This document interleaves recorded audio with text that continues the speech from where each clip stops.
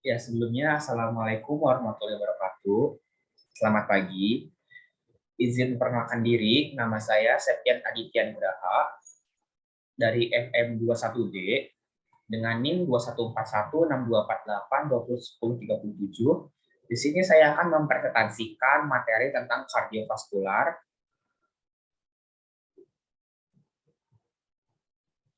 Ya, teman-teman, kardiovaskular, anatomi yang kita pelajari di mata kuliah anatomi fisiologi manusia.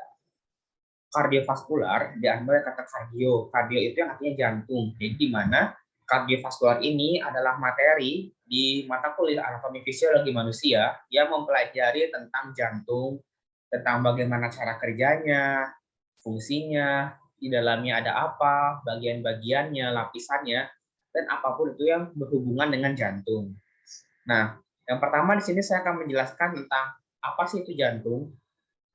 Pengertian jantung. Jantung merupakan suatu otot, suatu organ otot berongga yang terletak di pusat dada.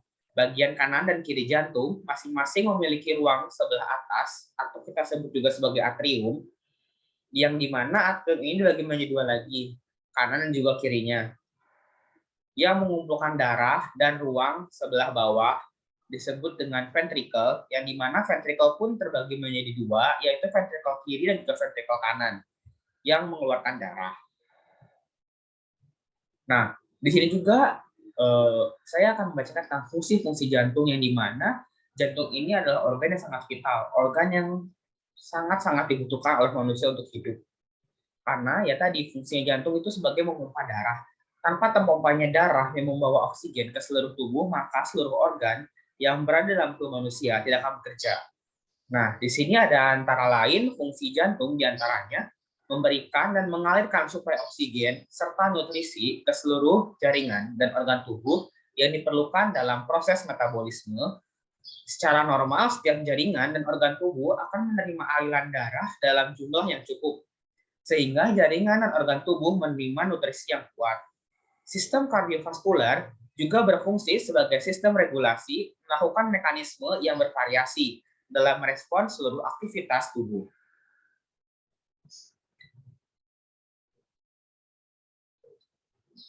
Nah, di sini saya akan menerangkan juga tentang bagian-bagian jantung, ada apa saja sih di jantung itu. Nah, tentunya ada jantung ya.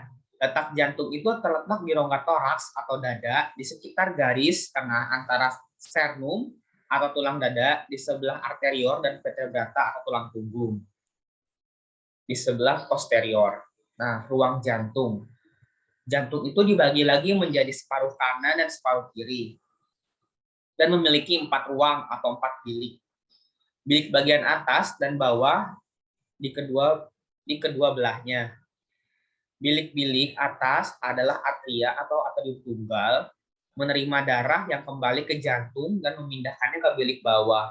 Ventricle yang memompa darah dari jantung, kedua belahan jantung dipisahkan oleh septum, suatu partisi otot kontinu yang mencegah pencampuran darah dari kedua sisi jantung. Pemisahan ini sangat penting karena separuh kanan jantung menerima dan memompa darah beroksigen rendah, sementara sisi kiri jantung menerima dan memompa darah beroksigen tinggi. Ya, teman-teman, jadi perlu kita ketahui yang sebelah kanan jantung itu memompa darah oksigen yang rendah. Nah, yang sebelah kiri itu memompa darah beroksigen yang sangat tinggi. Lalu juga ada katup-katup jantung. Katup-katup jantung itu dibagi menjadi separuh kanan dan juga separuh kiri. Dan memiliki 4 bilik ruang juga. Bilik bagian atas dan bawah di kedua belahannya. Bilik-bilik atas atrium tunggal menerima darah yang kembali ke jantung, lalu memindahkannya ke bilik-bilik bawah ventricle yang memompa darah dari jantung. Kedua belahan ini dipisahkan oleh septum, suatu partisi otot kontinu yang mencegah pencampuran darah dari dua sisi jantung. Pemisahan ini sangat penting karena separuh jantung menerima pompa darah beroksigen rendah, sementara yang kiri itu memompa darah dengan beroksigen yang sangat tinggi. Nah, lalu di sini juga saya akan menjelaskan tentang vaskularasi jantung atau pembuluh darah. Pembuluh darah adalah prasarana jalan bagi aliran darah secara garis besar ke peredaran darah dibedakan menjadi dua, yaitu peredaran darah besar yang dari jantung ke seluruh tubuh lalu kembali lagi ke jantung, atau disebut dengan non-sirkulasi sistemik.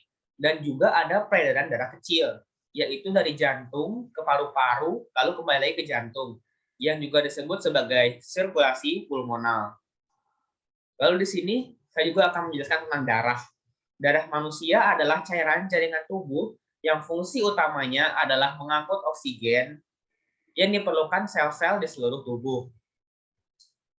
Darah juga menyuplai jaringan tubuh dengan nutrisi, mengangkut zat-zat sisa metabolisme, dan mengandung berbagai bahan penyusun sistem imun yang bertujuan mempertahankan tubuh dari berbagai penyakit. Hormon-hormon dari sistem endokrin juga diedarkan melalui darah. Darah terdiri, sebenarnya teman-teman, darah itu terdiri dari apa saja sih? Kandungannya apa saja sih yang membentuk darah itu? Nah, jadi ternyata darah itu terdiri dari plasma sebesar 55%-nya. Lalu sel-sel darah yang 45%-nya terdiri dari sel darah merah atau eritrosit, sel darah putih atau leukosit, dan juga kepingan-kepingan darah atau juga disebut sebagai trombosit. Nah, lalu di sini juga saya akan membacakan tentang fungsi darah.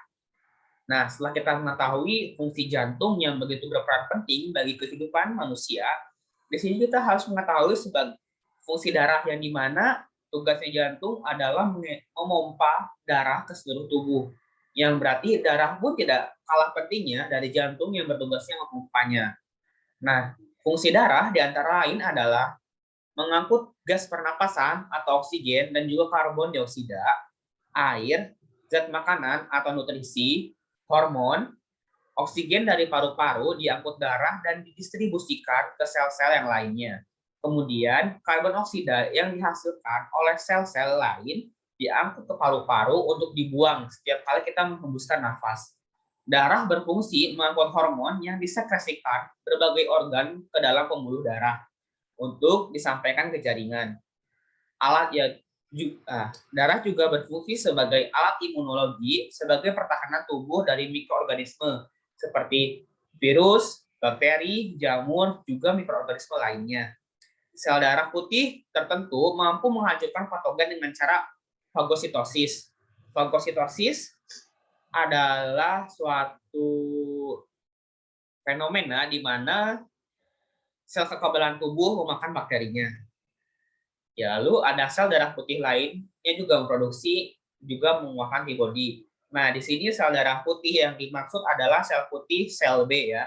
Sel B itu berfungsi, sel B itu adalah sel darah putih yang memproduksi dan mengeluarkan antibodi sebagai kekebalan tubuh.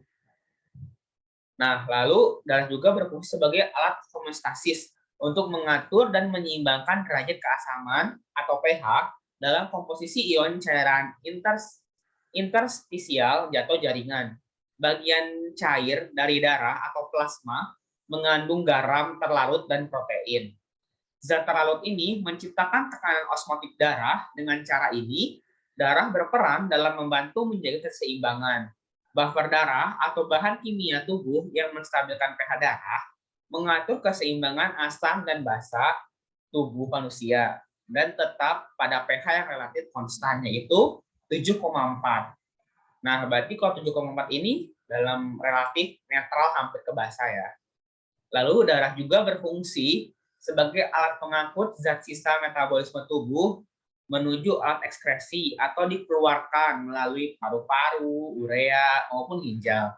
Darah juga mengangkut produk-produk limbah lain seperti kelebihan nitrogen yang dibawa ke ginjal untuk dieliminasi. Sebaliknya, darah mengambil nutrisi dari saluran pencernaan untuk dikirimkan ke sel-sel lain sebagai nutrisinya. Ya, teman-teman, mungkin sekian dari presentasi yang saya sampaikan tentang kardiovaskular, di mana kesimpulannya adalah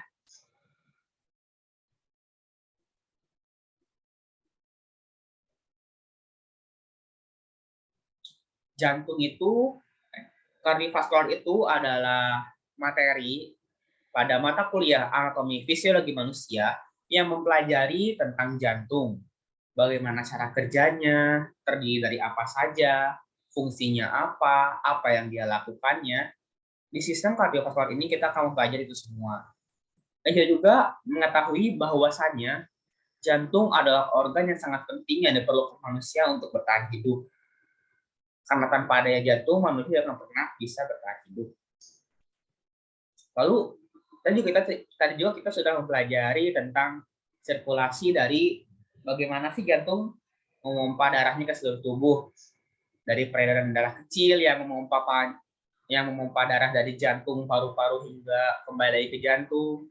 Lalu ada juga peredaran darah besar yang memompa darah dari jantung ke seluruh tubuh, lalu kembali ke jantung. Nah, tadi juga kita sudah belajar bahwasannya selain jantung, ada juga yang lebih penting dari jantung. Karena pada dasarnya jantung itu adalah memompa darah ke seluruh tubuh.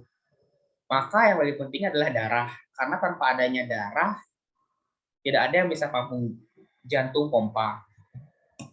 Tadi kita sudah belajar tentang darah, di mana kita ketahui bahwasanya darah itu terdiri dari 55%-nya adalah plasma. Dan sel-sel darahnya sebanyak 40%, seperti eritrosit, leukosit, dan juga trombosit. Tentu kita sudah belajar tentang fungsi-fungsi darah, yang kita ketahui bahwasanya fungsi darah pun begitu banyak dan juga sangat penting bagi tubuh manusia. Ya, mungkin sekian dari presentasi tentang sistem kardiovaskular yang dapat saya sampaikan. Kurang lebihnya mohon maaf. Assalamualaikum warahmatullahi wabarakatuh. Terima kasih, selamat pagi.